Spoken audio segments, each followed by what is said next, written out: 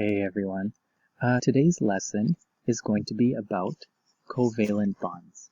We looked at ionic bonds, which were bonds between a metal and a nonmetal. Covalent bonds are between two nonmetals. So what happens is, instead of how in ionic bonds where one element gives electrons and the other one takes electrons, instead, in covalent bonds, they're going to be sharing electrons. Sharing is caring. So they're sharing their electrons together. And we're going to talk a little bit as well in another video about how to draw covalent bonds. So there are a couple of covalent bonds. There are polar bonds and hydrogen bonds.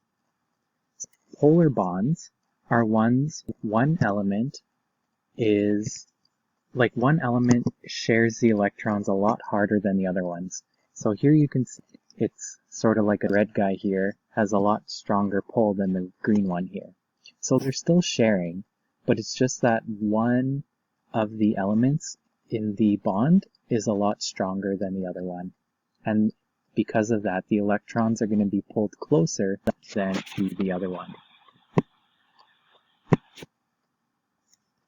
So what happens is, the element is going to be a little bit more positive.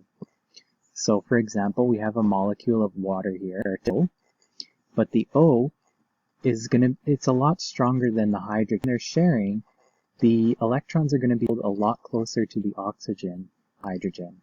So that's negative, which is represented by this negative here. And the hydrogen is going to be more positive, which is represented by the positive. There's also a hydrogen bond, and hydrogen bonds, they're really weak bonds.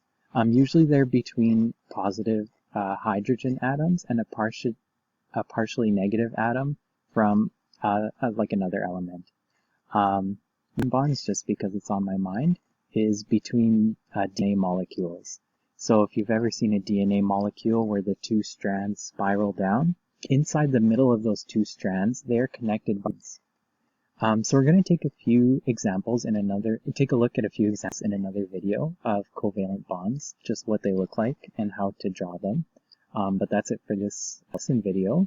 Thanks for watching, guys. Have a good one.